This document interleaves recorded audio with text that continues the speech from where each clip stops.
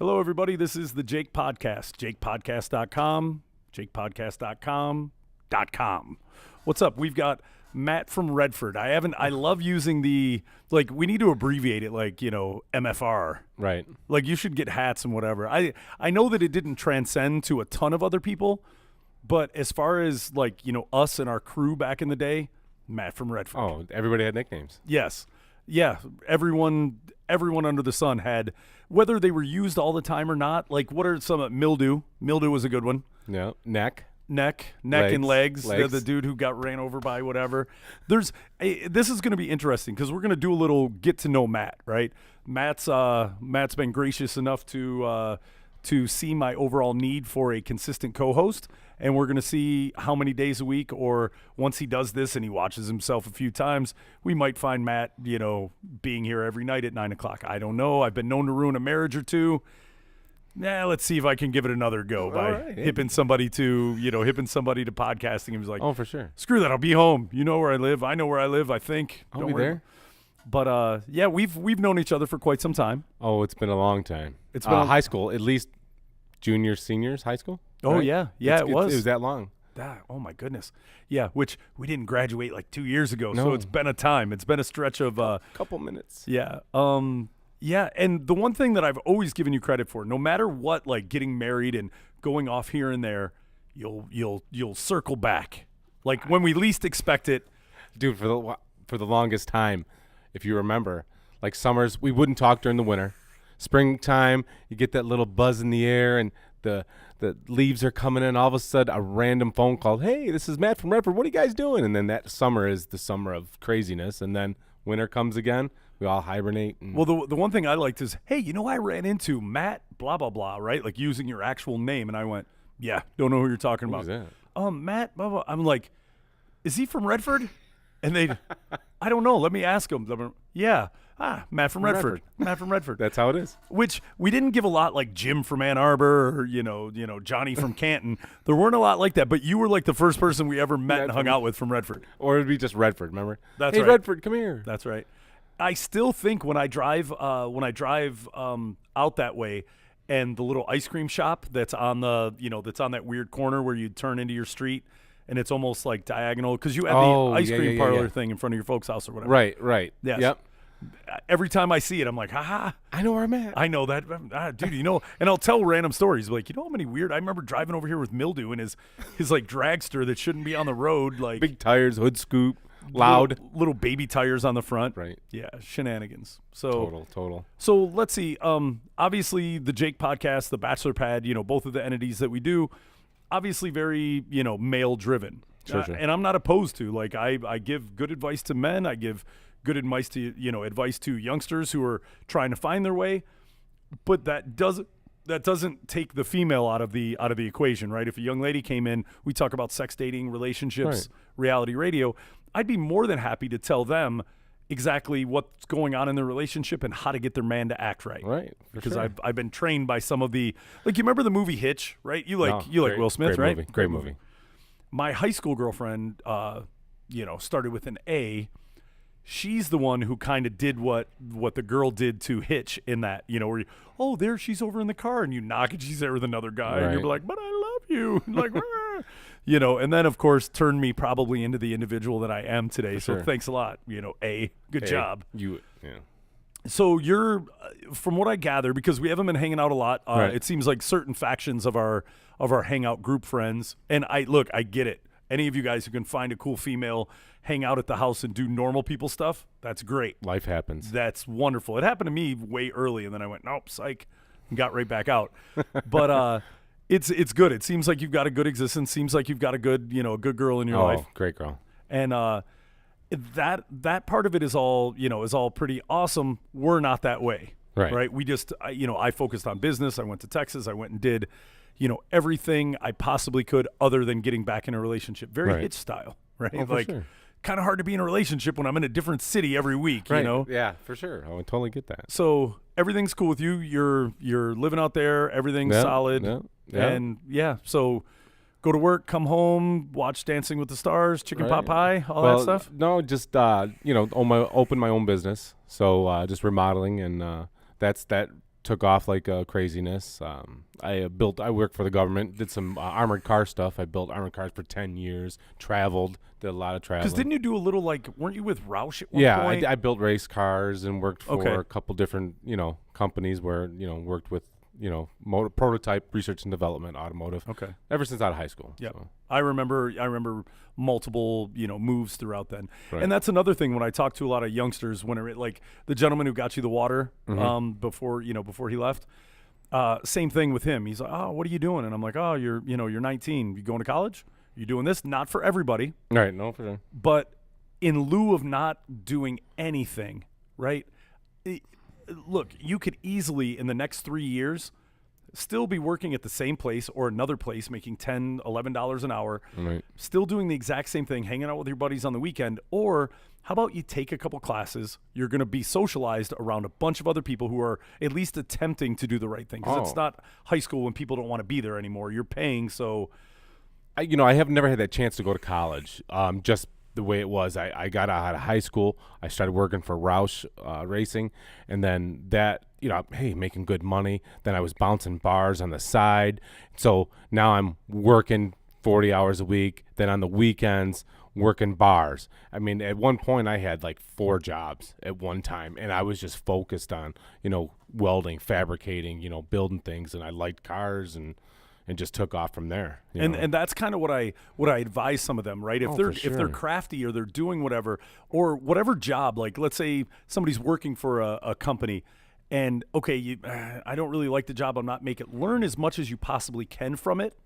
Parlay that into your next. Right. Or hey, I like this, but I like to do this in that same segment. And then, work yourself through the level, because for sure. You're a prime example of that. Going, look, I didn't like like this, but you know what? I want to do this now. Or, hey, I kind of look into the future and see what the world's doing. So I'm thinking, armored vehicles, maybe I want to get into the, military, just the way life is and the way things are. Hey, that's always going to be there. Good money, skilled trade. Hey, For sure. And especially where the future is now, all the skilled trades finally coming back to the United States. So we gotta get them skilled trades people back in there, man, making that big money. And look, I came from Ford Motor Company, right? Where, amen. I remember my grandfather told me a long time ago that, I looked at something and I seemed baffled. And I was young. I was like 10, 11 or 12 or something. And I'm sitting there with my granddad and I looked and I was like, oh, like the guy working on the air conditioning or something, electrician. And as I'm looking at it, I'm like, wow, that's amazing. I can't believe, I've never seen the air conditioner thing with the hood off of it, right? Right. Oh, there's all kinds of crazy stuff. It's shiny. And he looks at me and he says, what, does that guy look any smarter than you? And I went, well, not particularly. I mean, right. He was like, look, son, anything you do and anything you look at long enough, if you worked with that guy and shadowed him and paid attention, you can learn everything. There's nothing that he knows that you can't learn, right? The whole, he puts his pants on the same way you do, one leg at a time, scenario.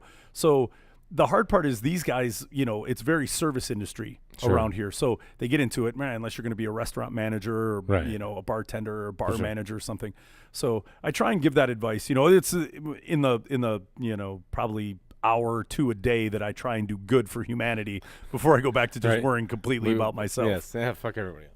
But yeah, so that's solid. So if you want to give your business a plug and whatever. Oh no, it's just I just basically it's TRS, Total Renovation Services, and I work with general contractors and we just remodel houses and manufactured homes. Nice. It's good stuff, man. No, it is, and you I had to get into it. I don't know, the 3M came and bought out our company. I had 10 years in.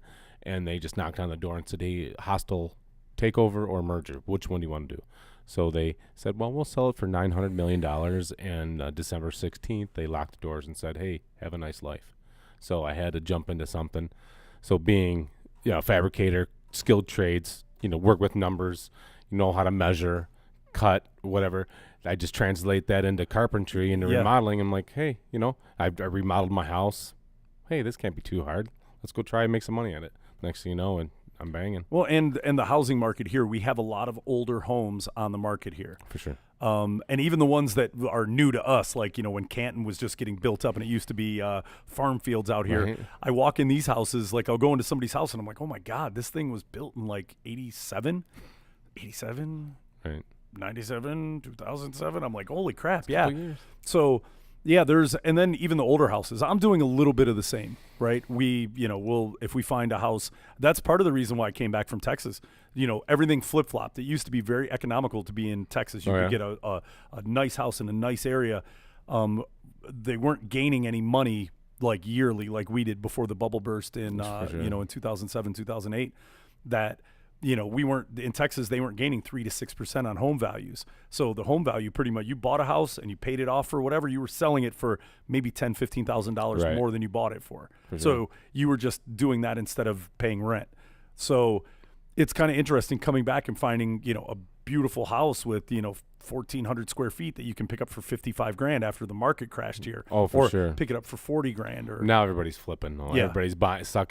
You buy a piece of rope and people are flipping and then either living in them while they fix them up or flipping them. I mean, that's how it is right now. And why not? If you can get a deal. Now, the only deals that I'm finding currently are on the auction market, to where they're wanting you to buy it cash. Right. If you're willing to pay cash, they're not going bank loan, they're not doing whatever, but you can get a house worth $135,000.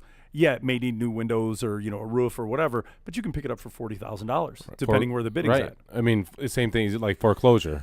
Foreclosure, everybody caught on to foreclosure a couple of years ago, but foreclosure is another way to go. You can pick up a nice house foreclosure wise and flip it or fix it up and you get yourself a nice house. Yeah, and it's all about margin, right? We've got an investment gift card but we can only use it if we can turn a certain amount for the house price, the assumed sales price, right? Because you never know, but the amount of remodel and the amount of everything you have to do, there has to be a certain amount sitting there. So it's not like, oh, it's a great house, and if you give it 5 years, it'll, we'll be able to pull. It's buy, renovate, sell, and there has to be $25,000 sitting in it, right? Yeah, right. And if it's not, the deal's not good enough to be done, and heaven forbid. And it's a lot like all those TV shows and whatever that were on there. Flip this house and all that, yeah. Yeah, so. Yeah, their margin, they're up.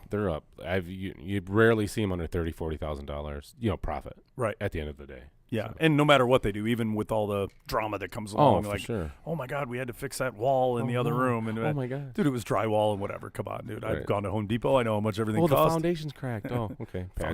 Foundations of Michigan, whatever. I called them out to my current property. Really? Yeah, they and it was weird. I got this, we got this house, right? It's a collective, and this.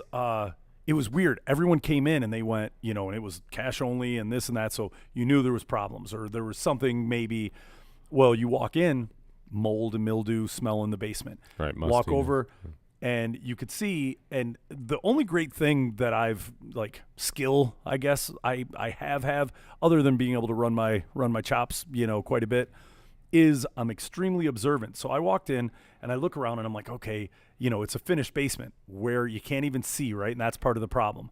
You can't see. Is it a crack in the foundation? Is it this? So I went into the closet. I looked behind. I look at the wall and I'm like, the wall's pristine, right? The cement wall. Look here. Well, then I looked and I went, I pulled up the shades on the basement windows. Those are old, 1960 old school windows, right? That probably won't even open, right? It's like rusted. Well, I looked and I go outside and I touch around there and I'm like, I stand back and I look at the grade of the cement. Sure. The grade of the cement was leaning in towards the house. Water was building up against that window, coming in that window. I walked right up to that window and went, squish. Yeah. So we went in, I've identified. Now there may be more, but sometimes it's flipping a coin, taking a chance. Right. Nobody else was willing to go on this. We got it at a steal. We went in, first thing we did, cut those, cut that drywall out, did whatever, everything, the walls, everything perfect, cut the drywall out, boom, looked at the window, went outside, filled up the water, watched it drip in, there it is, put glass block windows in, redid the windows on the house, did whatever, and they came in and did which was neat for me because I've watched YouTube videos and whatever, but I've never actually seen it in real time where they drill the holes and they put the thing down and they pump the foam in that goes boom, and it just raises and whatever, and then they go over here and kind of technical for a bunch of crazy construction dudes. That's their art form, raising cement. Right. I've seen it done, but that's not me. That's I'd be mad. I'd be throwing stuff at the end of the day. Dude, I'm not the greatest craftsman. I've tried. I've worked at finished carpentry shops, Program Products, way back in the day, up in Novi. Yeah. And I worked there, and it was good. If you gave me a blueprint or you gave me a cut list, I could make sure that those pieces were cut right. And my critical thinking at that time was not maybe what it should be. Right. So, yeah, it was a little interesting. But yeah, I mean, but right now there are no deals. Those deals have drawn up, and it's good because the one thing that I found is not putting all your eggs in one basket. So I'm not going to look and go, nah, all I'm going to do is buy and sell houses and do whatever, right? So between, retail stores, between doing a couple, if I can find one or two of those deals a year, it's an extra 15, 20 grand a year, right? That's not bad. It's not bad to throw into the end. The beverage production that I told you, some of the stuff we're getting ready to do a deal with our Added-All brand.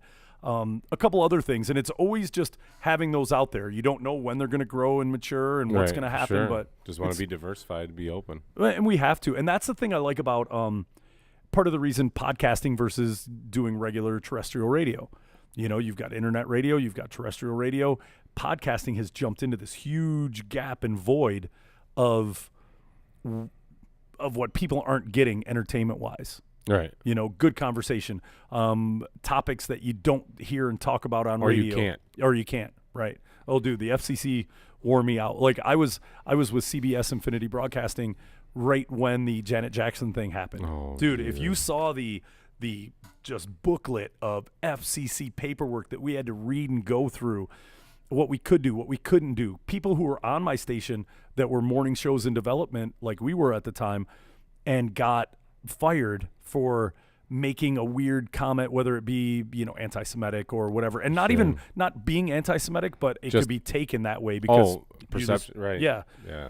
And you just can't do that when you've got that amount of listeners and, all their advertising dollar is weighing on that. On a couple words. Exactly. So, yes, this is definitely a little freer, and, obviously with you wanting to come on board, and if you're here, obviously we know each other extremely well. Oh yeah, for sure. We're doing a little bit of this with the get to know Matt, part of it, but yeah, it's solid, and I want to do as much like a Monday through Friday, even if you can't make it all the days or whatever. For sure. But Monday through Friday, putting out content, right? Kind of peeling off whether it's multiple segments, but at least having a listenable 1 hour.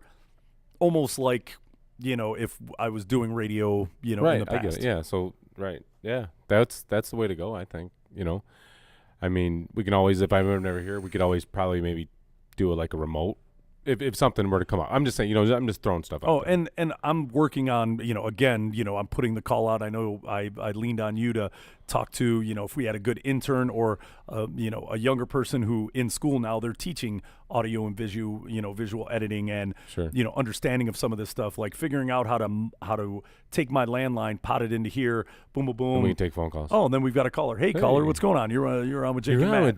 Jake and Matt, the sexless show. Yeah, that's right. It's the sexy voice hour. What do you have? So, yeah, we can go ahead and do those things. But yeah. So back to the get to know Matt. You're also a high school football coach. Yep, Walled Lake Western High School in Walled Lake. Yeah, I kind of hate you. You have a nice young lady at home. You live in a nice area. You're doing whatever, and you're a football coach. My exact life plan when I was like 21, 22 years old. I tell you what, I couldn't be more blessed, I guess you want to say, with the opportunity to coach with Mike Zadebski and being a part of that program. We're a premier program, And how many years has it been rolling? Because they were good back in our day, but they weren't, powerhouse status, which from my notice, my overall, noticing what goes on here. And I've only been back since like 2013. Sure. And I'm between here in Texas. So I don't get a chance to really pay attention, as much. But I have noticed the program has been doing extremely well for quite a few years. Yeah, we were undefeated for 3 seasons almost up to 3 feet, undefeated. We went to the state finals last. And how long has the head coach been there? I want to say, he's probably going to punch me in the face. I want to say 96 or 99. Okay. He took over. He's in the Hall of Fame, Michigan Hall of Fame. I think he's third on the all-time list of wins. He's just a great guy, man. He runs his program just like college. You think you were at a college program. Hey, I played Division 9 5A, football in Texas. When I went away for my junior year and came back, number one, I looked like a specimen. When I came back, my neck had grown like Out. 2 or 3 inches that way. We had hydraulic neck machines on the wall. We were doing power cleans. We were getting tested for our verticals. All things that weren't happening at the time, like at Salem. Right. They were not happening. Well, you could either jump or you couldn't. Oh, right. Well, we have all kind. We have blue chip testing. We have Leo Folsom Club. There's all these different clubs that you can be involved with. And when we have, we test 3 times a year. We have a lift-a-thon. And we just keep track of our pro shuttle, our 40 times. We get these kids ready that want to inspire to play football at the next level. They're already ready to rock. They're all ready to go to the next level. And that's what that's the kind of football we teach. No, it is. That is solid. I mean, I got a glimpse of it in Texas. I came back here to graduate with my friends. See, I was given way too much levity in decision making as a kid because my parents got a divorce at a very young age. One of them lived in Texas, the other one lived here. Right. So whenever I became, and I was not a bad kid. Yes ma'am, no ma'am, whatever. I just wasn't a great student. Right? If anything, I was more of a manipulator. I could talk my way out of things, and maybe people wouldn't fail me or let me take I can see that. Yeah, right. If given the opportunity, I was a bit of a talker back then, also. And I wasn't a bad kid, right? No, I didn't get in trouble. I didn't do drugs. I didn't do all the things that my friends were doing. You met the rest of my friends, right? As far as at least during that time frame, I was a student athlete, right? And I for sure. held myself to that accord. And until after, and then the wheels came off. But actually, even then, not right. I just drank beer in Boone's Farm and went to a party or two as I got older. Sounds like Varsity Blues, dude. Living out here, it kind of was like this was farm country, and this is about as close as we could be. But but yeah, the program is really good, and it's disheartening because now that I'm back here, right, and where you're sitting right now is at the Inland Vapor Shop, Cherry Hill and Haggerty, Canton, Michigan, right? My very first job was working next door at Maria's. I cut pizzas at like 15, right? And I don't know what the child labor laws like. Were we supposed to be working at 15 back then or whatever? I don't think so, right? I don't know how it works, but I worked there. It was my very first job. I cut pizzas, and I had the old Italian man who'd yell at me all the time because for whatever reason, geometry wasn't my thing. When it went from a small, medium, and large, right, I think what I focused in on one and went, okay, 1, 2, 3 cuts and 1 across the middle. Then it was 2 across the middle and 6 cuts, right? And it was pretty easily divisible by, it's going up a size. There was something in the middle where it was shenanigan, where it wasn't doubled. You had to go by a third. Like, what is that? Yeah, dude, I can look like a Pac-Man. My 2 times tables, I was on point, right? You start getting into the Trisky, that old pesky 3. I was like, what? So I think I'm the one, now, like when you order pizza, you can get like, that one little hunk of pizza that's cut like breadsticks, but it's got cheese in it. It's like a fully loaded pizza, but it's cut real small. That's how my pizzas came out. I would have gigantic. I may have spurned like what is it, Torminos? Yeah. Right? Because you would get on one of my pizzas and do that old Italian man where me, you are dumb little bastard, get away from me. What is wrong? Why are you simple? Go mop. Cut the cheese. And I was like, you want me to fart? What is this? And we actually made our cheese because Maria's used to have dope pizza back in the day. Whatever that old Italian man was up to, we would take the blocks of cheese and put 2 of these, 1 of these, and whatever. They made their own special 3-type cheese blends.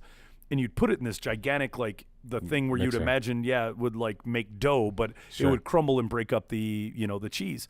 So just go do that, please. Just put the right amount and whatever. No. Here, I will set the cheese out for you. And eventually, I either got fired or stopped coming back because he was giving me a complex. He was yelling at me a lot. But with doing that, this is my old hometown, right? Yeah. This is my, between Garland, Texas, or here, this is my old hometown. So. Sure. I was a Plymouth Salem Rock. I blue and white, buddy. I had a pair of rock socks for years. Even when I played softball at Canton Softball Center, I'd wear my rock socks, right? And that was like a wearing a friendly flag. Another, oh man, you went to Salem. I talked to youngsters that played at Salem, old schools and whatever. Right. So that program has not done as well. It hasn't fared as well over the last few years. Canton's gotten better. And Canton's gotten better. I guess Plymouth throws in a wrench in there every now and again. Every once in a while they get a good kid. Yeah. Plymouth Arrows. Yeah. Yeah, and they had They had a kicker. I guess a good kicker. No, they had a quarterback. I thought they had a quarterback a couple of years ago, maybe 3 or 4 years ago. That was a stud. Maybe a kicker. I'm not sure. Yeah, one of them. I think one of the I think one of the Plymouth kids was kicking for Notre Dame or something. Oh, really? Something like that, if I recall correctly. Well, they're not in our division. We try to play them like season opener. We do schedule the hardest teams first because we want to gauge ourselves to that level of competition level. So that's why we always like Lowell. Red Arrows a couple years ago, we traveled all the way on the west side of the state to Lowell, Michigan, and Lowell has been a high power, and so that's what we do. We try to schedule these games to just to gauge ourselves and make sure hey, we're doing the right thing. So. No, that's good. And and you talk about your current coach that's there, the head coach, for Walled Lake, and it's Western, right? Yeah, Walled Lake Western. So he's, in the Hall of Fame and whatever. When I played, and see, this is weird, and this is what I've been kind of creeping on, you and, sure. and your son's progress as, that's fine. As long as Facebook and whatever, I look at him like, I've known the kid since he was little, right? Granted, you hide him from me for a few years, and now he's a giant, right? That is a big kid. He's a specimen. Water. And when I look and I watch and I'm like, wow, and I see all this, and I've heard that the coach is a pretty well touted coach and everything, and I look through and I'm like, I had Coach Mosimer, right? And Mosimer was high school Hall of Fame coach. He had affiliation with Colorado Buffaloes and Michigan State, right? And he was a good coach. I didn't agree with him as a child, right? And I didn't agree with a lot of things he did. But we ran the old school 100% wishbone. Wishbone, right. And we ran a Pro 4-3 in high school. Right. And I was a Mike linebacker. So it came with a lot of, and I could say I was the Mike linebacker. Well, yeah. No backup. I hate to sound like, Drake, nobody could cover for me, you know what I mean? Like I was pretty good at what I did. I played a 5.2 in Texas. Okay. Which most that I was accustomed to was like a 5.4, right? So you had your support there, but they ran a 5.2, which was a plug scrape, right? Pretty easy. And I was like, dude, you do understand? I know more than this. Like I'm better than than just the ball. Go there. The guard took a right step out. I'm just running head first into him, and I'm gonna let this guy make the tackle. Like I get it. The system's set up that way, but and it did come in pretty handily, and that's where I remember sitting with my coach in Texas, and he was like, you've been coached pretty well. He was like, what school did you come from? And I told him, Salem and Coach Mosimer and whatever. And I guess he had done a little research on it. And he was like, oh, he's a good coach. He's got this and this. So obviously in that association, they know, if somebody's notable or if they search for it and look for it. Because I had a couple of instances to where, in that plug and scrape system, the play was moving to the left. We've got a scrambling quarterback, right? We had a fast kid quarterback. The play went, but I, being observant, not only did I look at the footwork and the movement of the guard and tackle, but out of the corner of my eye, I saw the tight end, and he released. Yeah, coming right. So I automatically saw, he did a block down release. Right. So Delay. It was just as I was engaging, either the guard or the tackle. I think it was the guard. Just as I was engaging the guard, I saw him, block down, and that's not my responsibility, right? My responsibility is to make sure there's no cutback. I got to scrape, let this guy get down the line. But the minute I saw that, I stopped, pivot. I engaged him with one hand, pivoted, came around the outside, which was wide open. He blocked down, pushed him in. Right. I came around, and there was nothing out there. The quarterback scrambled, ball on the leg. He came around and tucked the ball like he was going to run. Right. Well, there I was magically. Wasn't supposed to be there, right? And I have to give that, to give that kind of credit to coaching and other programs like, obviously where I had come from, right, at Salem. And Mosimer, he let us think out of the box and do a little more creative thinking than this is your job, plug, scrape, right? So I had gave you a little bit of leeway to do your thing. And he taught us a lot of, football IQ, right? He taught us some things. And not only to look at your position, but look at theirs. And if you see them out of position, think 2 steps ahead and what's going to happen. And if the play moves that way, then what do you do next? You're not just running like a chicken with your head cut off. Right. You know that he's outside contained, get there, bring the ball, bring the play back in. Keep it inside. Right. Nothing, So, it was pretty neat, man. So that's awesome. It was. So, and that's why I love good programs. And I would like to start going and doing some of I saw some people on Facebook at the Salem game doing we're out at the Salem game and Oh, yeah? doing They were some streaming? alumni stuff. A couple Facebook lives and stuff from there. And I'd like to. The only bad thing is I looked and I didn't see the game, and then I looked and they got beat pretty handily, and I forgot who they played. Canton this week. Right, yeah. Canton beat them 40-something. Rival week, yeah. Yeah, man, not good. Canton's that full house, and they're good. Yeah, but they're I mean, disciplined, well-disciplined kids. And that all leads to coaching, right? And it has to, because we're not Catholic school, right? I got sat down as a kid and I had the recruiter from CC come over, right? And my dad was like, "Hey, this will give you a better look in college, and you can look at D3 to D2 or D2 to D1, and if you're playing at this program or whatever." And I was like, "I want to play. I'm dancing who I came to the party with, right? If I took this girl to the dance, I'm gonna dance with her, right? I'm a gentleman. I'm not gonna try and pick up another girl at the dance, right? I mean, don't get me wrong. I'll talk to you in about a week or so, but right now I'm dancing. Right now you're the one. That's right. I'm dancing with who I came with. So, yeah, it's kind of they're pulling from the same group of kids. There's no way to. Well, they got that feeder They got a hell of a feeder program, and they run that feeder program. They run the same stuff, and then the junior high runs the same stuff. Then your club level stuff. It just keeps going, and so it's integrated to those kids. So when they get to their freshman year, not a lot of coaching. It's all they're pre-trained. They know, but I mean, it was kind of that way. I mean, how much of a feeder program are they actually doing? Like, because I know out here we've got Little League Lions, Little League Steelers, Chargers. Chargers are that way. They're either Westland Garden City, or are they? Yeah. Oh, the Steelers. Maybe I'm thinking about the Steelers. Yeah, it's Lions and Steelers out here. Yeah. So I wonder if one is sending their kids, but you don't know where you're going until you get older, right?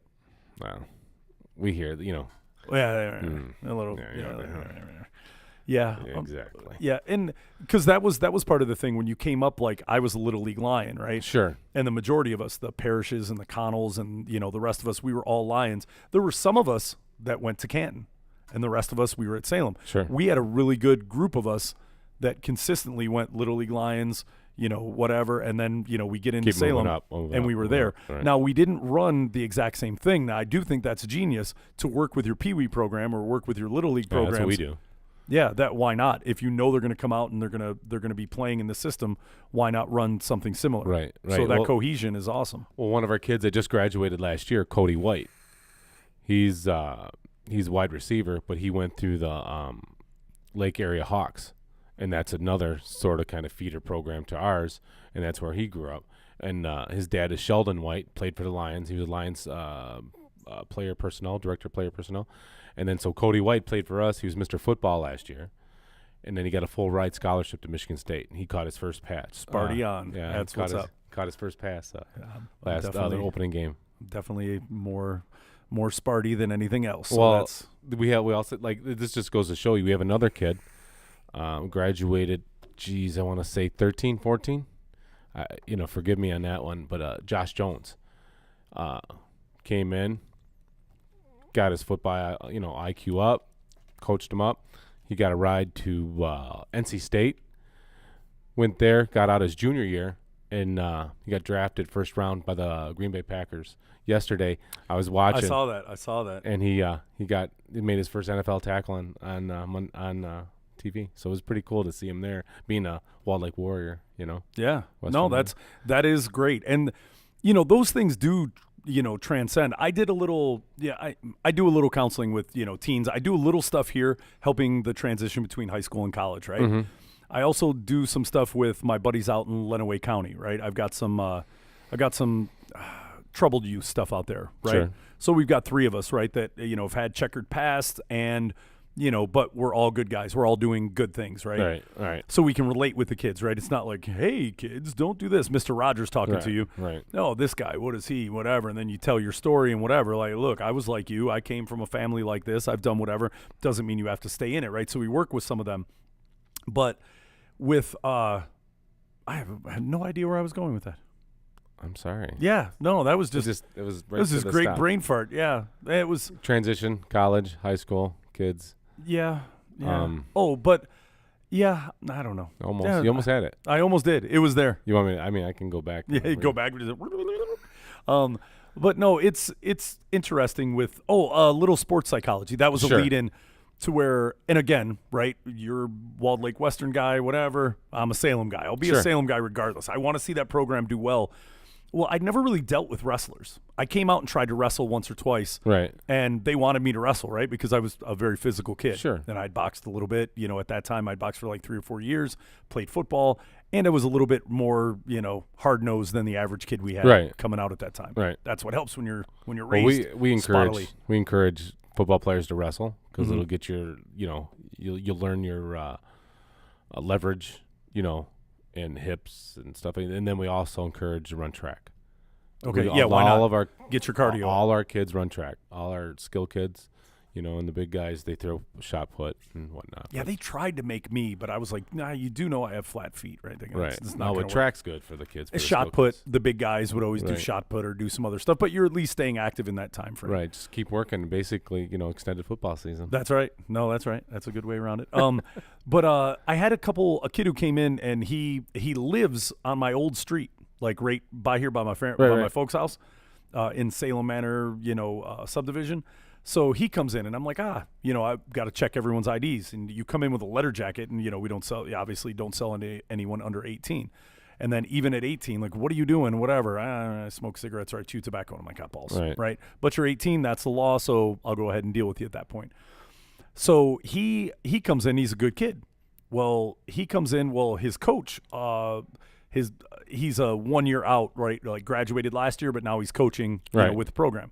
So I don't know that much about wrestling, but I know about motivation, right? And I know about how to get inside of youngsters' heads. I know how to relate with them. Think about it, dude. 90% of the people that come in here are millennials, and they're, 19 to 22 on average. Right. So for me to relate to them on a business and a personal level, right, I try and give the most personal, experience you could possibly get. I get to know them. They come in, hey, nice haircut, whatever. Hey, you're doing this. How was class, right? You had a test last week. I remember almost everything, except for where I was going earlier when I was trying to get to this point. Yeah. That's okay. So as I talked to him and whatever, and it was weird. His coach was like, started mentioning one of his kids and whatever, and he was like, dude, I used to train with him last year. He made me better, but he's slacking this year and he's doing whatever. Well, there were a bunch of intangibles, and I've studied psychology as a pet project outside of school and college. Right.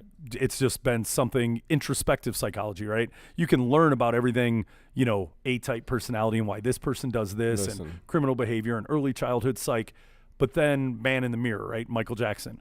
Why do I do what I do, and why do I let this get to me, and whatever, and why I know when I'm doing this it's not right, but so I'll work on my introspective psych. Well, sports psychology has always been because I wanted to be a coach. Right. I wanted to coach. Like, no, dude, seriously, give me a man cave, my 9 to 5. I'll be Coach Dempsey all day long. I can do it, right? Mr. D. Oh, it's good stuff. Well, I coach this. Come to find out, that kid that comes in is the one that I'm kind of cool, and he lives in my neighborhood. The coach is talking to me about. Well, he keeps mentioning this, and I went, you know what? Let me think about a couple things. I listened to everything that he had told me and whatever. So I sit down and I have like a sporting intervention. And it's not football, it's wrestling. Mm-hmm. And I get into his head, right? And he's Indian American, right? Mm-hmm. So, and was all, wearing the headdress and whatever. And he just got Americanized like a year and a half earlier. Mm-hmm. So he went from being, exactly, what his parents wanted him to be and whatever. And then he Americanized. Right, which can cause a riff in a family. Oh, for sure. So he went through that and went through, that kinship he had with all the, like him being a junior and everybody being a senior. Well, then, of course, he did so well and he was such a good natural, athlete at wrestling and whatever. He became a senior. Well, he lost all of that brotherhood, right? Because those are the people he was cool with. He always went with the older guys and, wrestled them and made them better. Right. That he was not one of those guys that leads by example, or he wasn't a guy who was a motivator. Right. Right. And then 2, his family doesn't come to watch his sporting events, right? Because they don't understand it, and they're kind of, I won't say mad, but look, why are you doing this? And we're going to stay over here. You cut your hair, you did whatever, because you used to have the long, the longer hair, and so that whole thing. So I began to, do as much regression therapy that I could, put myself in his place, hit pause, put myself in his place, how easily your head can come out of the game and whatever. So the kid comes in and wants to, to buy something in the store. Sure. And it's $130, $140. So I talked to him about a couple things, right? And I begin to gear him up, right? I talked to him a little bit about more. And look, do you plan on wrestling in college? No, this is just whatever. This is the last opportunity you have to be great. The last opportunity, believe it or not. I mean, in sports, right? If you're not gonna continue on. And I'm like, look, when you get up and and you look at this, these other people count on you. I hit him from like 13 other angles, right? That wrestling is a very individual sport, but it's also, a team sport, right? When you go into states and you go into, placements. Team, right. So I go through this whole thing and I tell him, I was like, you know what? Because obviously, it's my old school and whatever, and I like the kid. And I want a lot of these life lessons that you guys are teaching the football players, they transcend into real life. Not just sporting, right? Do the right thing. Do your prep work. Do X, Y, and Z. If you take that athlete and you put him in a regular job and he gets everything broken down to him, he is going to do the prep work. He's going to make sure he's good. So it was weird. To cliff note this, I went through this. I told him to watch Vision Quest. I don't know if you're – and he was like, I've seen it. I was like, no. Watch it with intent now, right? Watch it with intent. I was like, no, get your head in that place. And I've studied a bunch of weird other things that I use for national sales and a bunch of other things, and being a sales manager for a long time, getting people up and, getting their head right. So, dude, I hit this kid with like both barrels. He was like my project, right? Like this could either work or he could go horribly wrong. He's going to quit. He's going to quit before the match. But he went out and I told him, I was like, I will give you 50%. I will go in 50-50 with you. That thing's supposed to cost like, 125, 130. We can split that in half, right? I was like, you come in with $65 if your coach comes in and tells me, because he's one of my customers. I talk to him on a regular basis. If you go out there and you don't put on a good performance, you put on the performance you can put on. A performance not only for yourself but for your team, because you're not a motivator per se. But if you go out there and do whatever, you will make the people around you play better, right? All you have to do is, this dude, he went out and pinned the guy in like 36 seconds. Or 20 seconds or whatever. And then went on to his second. It was a little bit longer, but I guess he put on a deal. I'm sitting here, right? Now this is about as close to coaching as I can get, right? Well, the coach comes in. He comes in and they're dressed nice and whatever and blah. He comes in. All of a sudden, I see 5 or 6 other letter jackets coming in that I don't know. And they're like, "Who's this? Is that the guy? Are you the one who talked to, Ish or whatever his name was? Are you the one that talked to whatever?" And I was like, yeah, what's going on? I was like, how did everything go? I'll wait until he gets here and whatever. He comes in. Dude, it was almost like a weird, like, part of a movie, right? Where he comes in and they're like, man, man, he pinned him in this and that. I was like, did you put on a display? Do you recall what it was you had to click in your brain to make that happen, right? Was it preparation? Was it this? Was it whatever? Because that's it. You guys, you have another match after this, right? I'm not going to do this and just give you 50% off everything or buy you stuff. You're not my kid, right? I didn't have kids for a reason. Right. But I'm going to go ahead and do this with you, and dude, take that. And, after a while we would sit but I did. He came in and his friends were like, oh my God, he's giving you something for, $140 for 75 and whatever. And I was like, took my money out. I put it in the register, did whatever. And I was like, I'm proud of you, kid. Just keep that, awesome. And it's weird, right? It's a value, like it's something he'll never forget, And hopefully he can remember, because I did talk to him post about other things about, look, dude, when you get up and you lace your shoes, and I joke, I bust wrestlers' balls. I'm like, when you put on your singlet or your, when you put on your one strap, headgear. When you put on your earmuffs, be the best guy you can be and whatever. Like, look, I'm a football player. I don't know what you guys wear, but I don't even know if you guys wear cups, right? I don't know what you guys, a whole lot of touching going on down there. So it was kind of weird and, a little bit of life lessons. Because if I reflect on it mentally about, why I do things a little bit different and why I hold myself to a certain accord, a lot of it comes from Coach Mosimer. And I'm sure like your coach and all you guys that are putting in good positive influences and being good role models to these, student athletes. Oh, for sure. There was one time at the banquet, we had our football banquet, and 2 of the kids, they said, Coach, you're the only reason why I stayed playing football.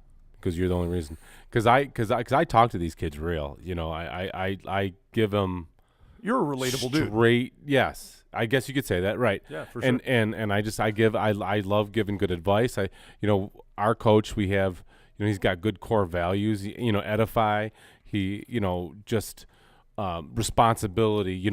If someone's late for film, or like we have a check-in time for dinner or for pregame. Let's say at 4:25. If you're at that 4:26, you're not playing the first quarter. I mean, it's like that. I mean, and you could be the star player, or you could be little Jimmy that's third string, whatever. But he holds that accountability, big time accountability to everybody across the board. Well, and you know what's good too, and like you mentioned, when you get it, tell me it doesn't make you feel good when you get someone who's like, man, I would have never. My gosh, it was great. And I think that's something that you can only have one head coach, right? Right. You can only have one head coach. You can only have a certain amount of your assistant coaches, but those assistant coaches or position coaches, if they can get real, like I still remember Bobby Cummings and Chris Himes. Those guys were the ones that spoke to me real. That when everyone wanted to quit our sophomore year because we had to do God, what did we have to do? X amount of green bays because something happened. Right. And, that or someone was late or whatever chop the it out situation, but they spoke to you real, and they were the ones who gave you that side bit of motivation and talked to you like a real human being, because your head coach really didn't. You get called in the office and they'll have a closed door meeting, or he'll speak in front of the crowd and whatever, right? And that's kind of and I've taken some of that in business. In the same thing, where the owner of the company should not be speaking to his actual employees on a daily basis. You're like the principal. If you get in trouble, you go to the principal's office. Right. If you need one-on-one time, you go to the principal's office. Other than that, you've got guidance counselors, you've got teachers, you've got whatever, and they can all influence you in a different way. Right. But I think that is one of the unsung things, the overall communication that your assistant, position, defensive, offensive coaches, that if you can get in there, you can make a little more headway personally with the individual than being the head coach. Because, that's right. Yes, because it's just the head coach and player. Yeah. There's no middle guy. Yeah, there's not a whole lot of personal. Right. I mean, in it every now and again, like if the head coach, hey, what's going on at home? I heard some stuff. But I can go up to any player right now and say, hey man, what's going on today? How you doing? All right. Oh, what's going on with that? Oh, really? Oh man. Or noticing when they get out there, if you notice their head isn't in the game. Oh, for sure. Right. For sure. Because you grow. 4 years of that same kid, his family, you get when shit's going wrong. Spring training, 2-a-days, all that stuff. Whatever. You have to. It can't be all football all the time. No. And once you do, and you get personal, enough, and if you figure out what it is that can turn. Oh yeah. I mean, I had Coach Mosimer never yelled at me, but I don't like getting yelled at. I got yelled at a lot as a kid. There's like couple different kinds. There's the kid where you yell at him, he'll shut down. And like, I'm out. Then there's the kid where you yell at him, you're like, F you, all right, motherfucker, you want me to see you go hit somebody? Watch this. So there's that kid. So there's different types of kids, and you have to identify what works for them. Sure. My son, when he gets yelled at, he he's a tweener. Sometimes he's like, oh my God, I'll go, all right, you want me to do this? I'll do this. Or you know what? F it.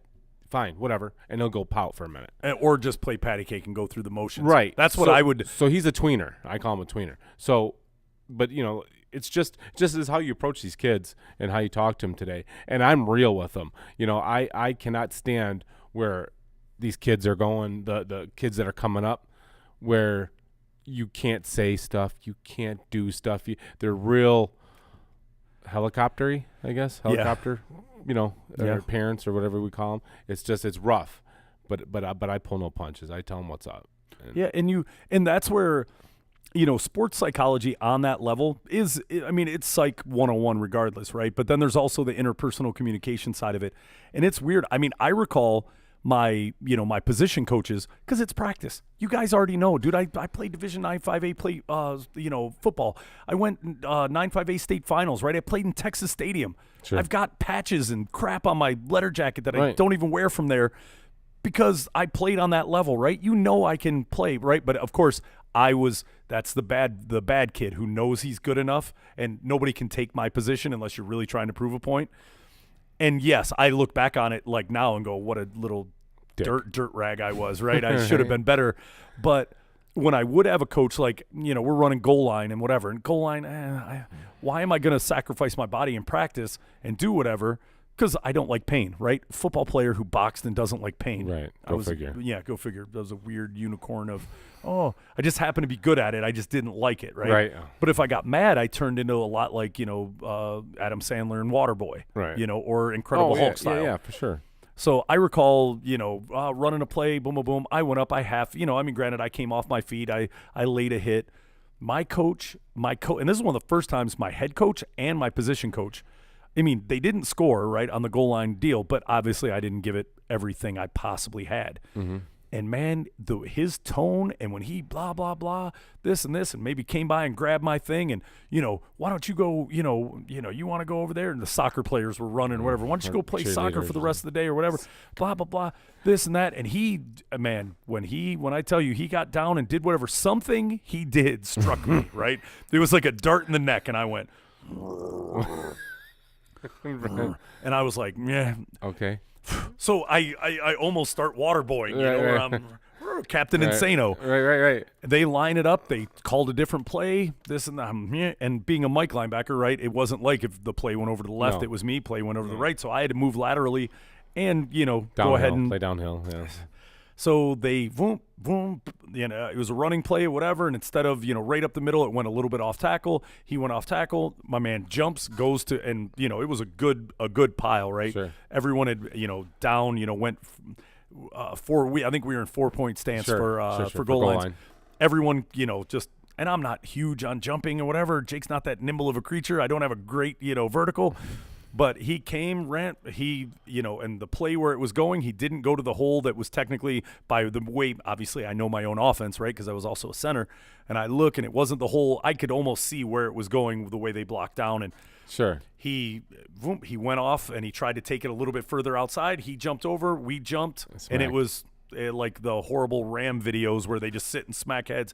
He came up. I hit him, knocked his helmet off. Took him completely backwards, bent him over, and then, did the roll of disrespect as I was coming off top of him. Right. Yay! And I get up and, I don't even look like, I don't even want to look and see. And I'm still like breathing smoke out of my, drooling and shit. Yeah. And the weird thing is it was a good friend of mine, right, who ended up ironically coaching at Plymouth, late years later, actually up until like, 3 or 4 years ago. What's his name? McMakin. Yes, you know what? I know. I've talked to him. Okay. Yeah, I hit him. He said, he was like, dude, I've never been hit so hard in my life. I really wish we had concussion protocol back then because, dude, he went to the Marine Corps. He went to whatever. He bounced for years with me in bars and whatever. And he was like, dude, still to this day, I've never felt like, my soul was rattled and whatever. And I was like, yeah, I was really upset. They really got my goat. I found a way to like project my body almost like as a spring as I was making contact.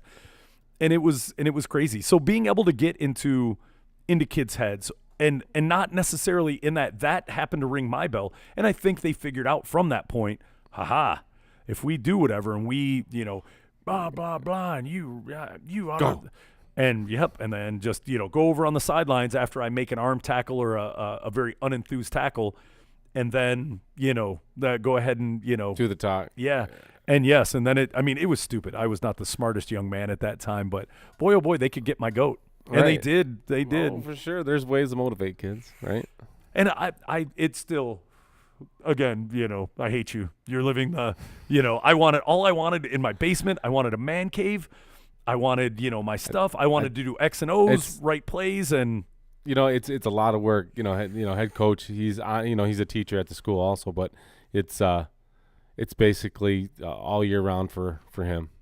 Football. It's constantly doing stuff. We get about a month or 2 off, but we're constantly clinics, film, camp, this, that, and we're constant football. We're within the the guidelines of the state. For sure. But it's just like. I don't know. It's not for the pay, for sure, not for the pay. It's just I love the game, and I just love it's a fun experience, and especially me being so blessed with where the program is and what they have to offer. He's just runs a great ship, and like I said, we have college coaches coming down all the time just to watch practice and visit with the kids, and we have a couple more kids that have a bunch of D1 offers this year. So, we have actually the Spencer Brown. He just committed, and he's 2018. Oh, So no kidding. Yeah, So he's I think he's 6'6", 290, 300 pounds, and he just committed full ride to Michigan State, MSU. Yeah, I love that. Sparty's got a line on a very good program here. Oh yeah, for sure. So okay, so who are y'all playing this week? We have Walled Lake Northern this week, and it's a short week because we have a Jewish holiday coming up on Thursday. So 2 days of practice, walkthrough, game day. Okay, So, and what's their program like? Are they doing all right this year? They got a new coach this year. They got a new head coach this year. They're doing good. They're the rival. They're because there's Walled Lake Northern, Walled Lake Central, and Walled Lake Western. Yeah. So Central, I think was the program. Central was back in the 90s or whatever. That was pretty prolific back then. Yeah, they went down a couple notches, but they seem to be coming back. With their program and getting it revitalized and stuff. But yeah, we have the Northern Knights up there in Walled Lake on the north side of town. And how are they doing this year? They look all right, or they look good. They just got off. They just lost last week to South Line East, and that was a barn burner. And they just lost, but they won previous to that. So we'll just see where they're at. They do a lot of scissor stuff. They do a lot of option football. So we'll see what happens. Which is crafty. If you can coach them up, coming from running a triple option, running the old school wishbone and whatever, right. hard nosed football technique. For sure. Because we were a small school. Yeah, they run veer, so they also run some veer stuff and 3x1 sets, 2x2 sets. Which I didn't like. I called shenanigans on that. It seemed like a lot of. It just stick with what you're going to do. Handle your business. I like the simplicity, if you go back Lombardi style and you go back, Bo Schemblecker style and whatever, right? Let's not confuse what we're doing here, right? I'm putting a guy in front of you, you're putting a guy in front of him. Let's go ahead and do it, right? We've got some, there's going to be some technique and there's going to be some, some stunts and some movement, but other than that, Yeah, we just like I said today we had practice. We started doing our walkthroughs and our practice scripts and start practicing for them. Well, cool. Well, and you know what? We'll obviously on Mondays, if you're going to come in on Mondays, I mean, granted, you can come in every day of the week if you want. Right. But if you're going to be on Mondays, obviously we'll go over. We'll do a recap. Yeah, we'll do a recap. Maybe I'll pay attention a little bit to Salem. I'm going to be here until 9 o'clock, and the game starts at 7. So the game's technically over. Maybe ends at like 9:30 or whatever. What time do your games end? 9:30. Start at 7, 9:30, 10 o'clock. Okay. Around there. So yeah, I'm kind of hit on doing whatever, but I can find a way. I'll send a scout there to do whatever. You never know. But it'll be interesting because I'm always going to have an affinity. If I thought it was possible or I was at a spot, I would love to go coach, and I would love to maybe not even be, a head coach. I would like to be the one interacting with or a defensive. The knowledge that I'm gaining the 6 years I've been there, because I've coached before there other places, but the knowledge that I just gained the 6 years, I know enough football on both sides of the ball where I could go head coach at a high school. Yeah, you come to Salem. I'll be the water boy. Let's go. I would bring Coach Z's philosophy and everything. The man is just a guru. Well, look at everyone who's come out of a Belichick program, or everyone who came out of Big Tuna, Bill. Wow. Is it Parcells? Parcells. I was going to say, is it got to this point to where he's become irrelevant that the name doesn't roll off?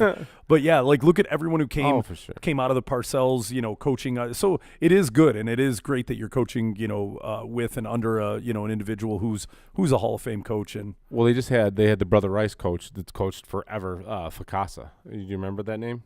Al Facasa. Yeah, he's all-time leader, everything, and he just retired a couple of years ago. And then right now the main guy is Farmington Hills Harrington, John Harrington. Yeah. So he's that guy. I hated playing there. He's a good coach, man. He's got a great program. Farmington Hills. Because we were a mega conference back in the day. Yeah. So mega. we only played. Mega. Oh my yeah, gosh, we were the mega conference. Mega. It was the what color? Blue. Mega blue. Mega blue. Mega white. Mega red. Yeah, I'm just saying. I'm just throwing them out there. I'm just kind of remember. It was either blue or white, but I'm gonna lean towards blue. But then again, Salem was blue, so blue may, and my walls are blue. Right. You're wearing a blue hat, underwear. So I may, yeah. I'm not wearing any free balling today. Blue walls. Yeah. Well, ironically, after we kill this PG segment, I have a great story about that shortly. Great. So. Well, this is good. This was a good introduction to Matt and Matt from Redford, who you are, what you're doing. Obviously, we'll have Monday will be a lot of, hey, what happened this week?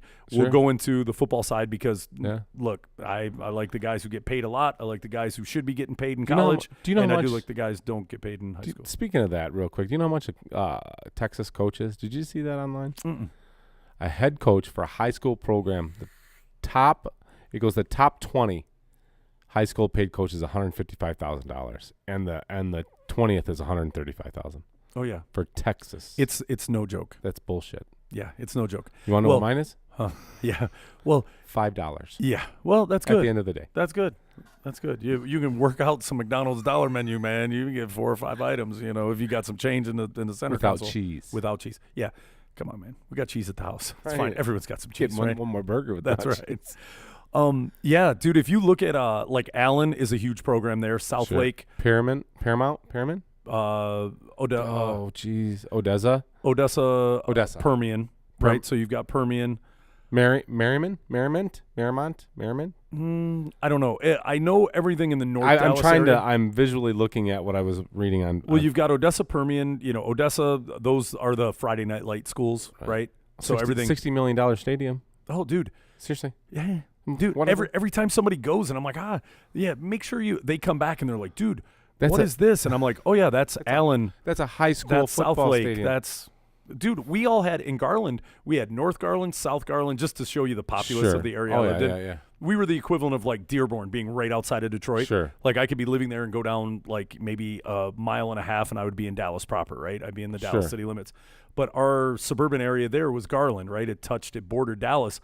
We had Garland, North Garland, South Garland, and Carter, Naaman Forest. Carter Dallas Carter. That's the red school. They are all in red. They were in Friday Night Lights also. All right. Mm-hmm. Very, very good, and they take it serious. And there's a lot of money in Texas. I thought Brighton just got their stadium, their complex, all redone for 1.2, and it's badass.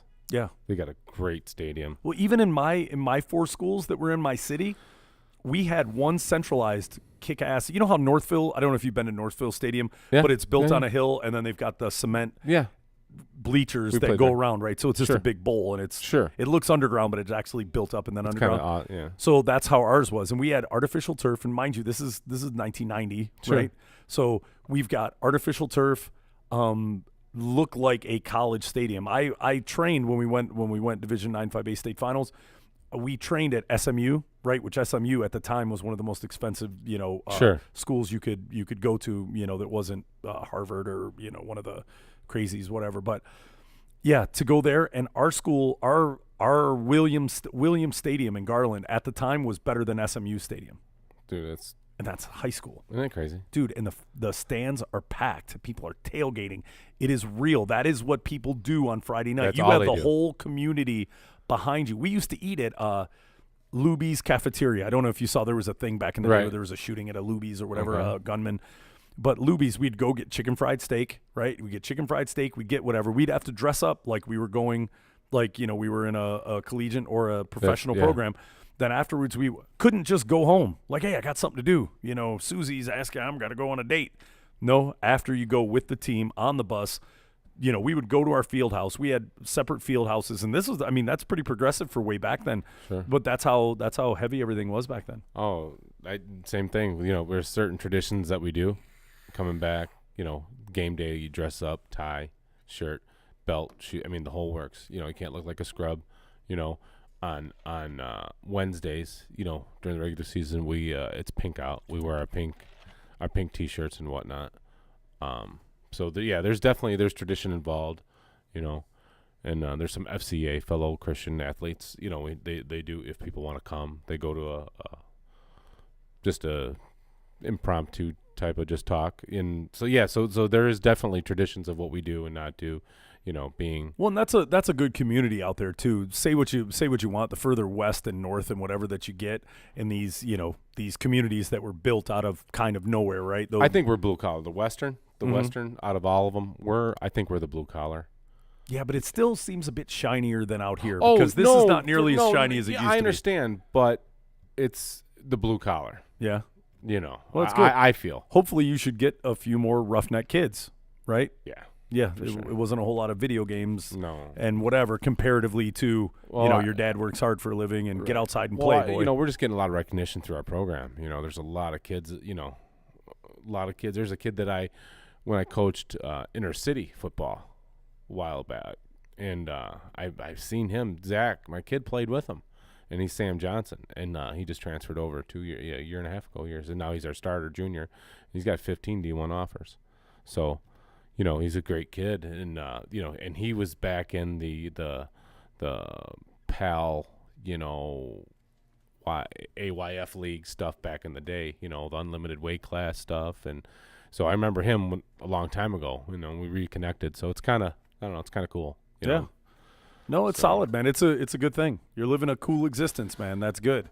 Better than we can say for everyone that we ran with and came up with and whatever. So cool. Well, I'll go ahead and conclude this real quick, and this was a good this was a good segment. We talk a lot about football. It'll be a reoccurring thing, so it'll be on you to go ahead and make sure. I'll tag everything to Walled Lake, Walled Lake Western, this and this. Let people know if they say, hey man, you know what, you should talk about X, Y, and Z and whatever. Take advice from them, and if we can, depending on how soon we can get it. If we're doing a sports segment, we go over, what happened in the game, what's happening in high school sports. Obviously, we'll touch on collegiate and whatever.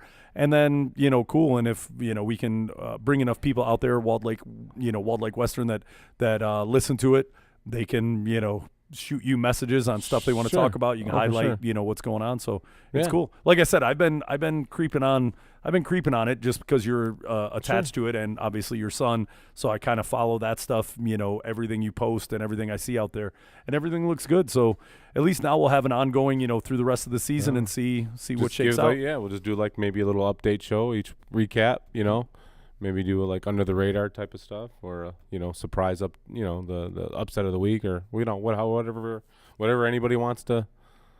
God, and if hopefully Salem wins some games this year, I can be excited and talk. I'll come in here. The Rock. Dude, don't let me come in here in my old Al Bundy, my Plymouth Salem, because Al Bundy, the Plymouth Salem, jacket and whatever. Every time I see these kids with the jacket, I love it. That's right. All right, so that'll conclude this. This is the Jake Podcast, jakepodcast.com.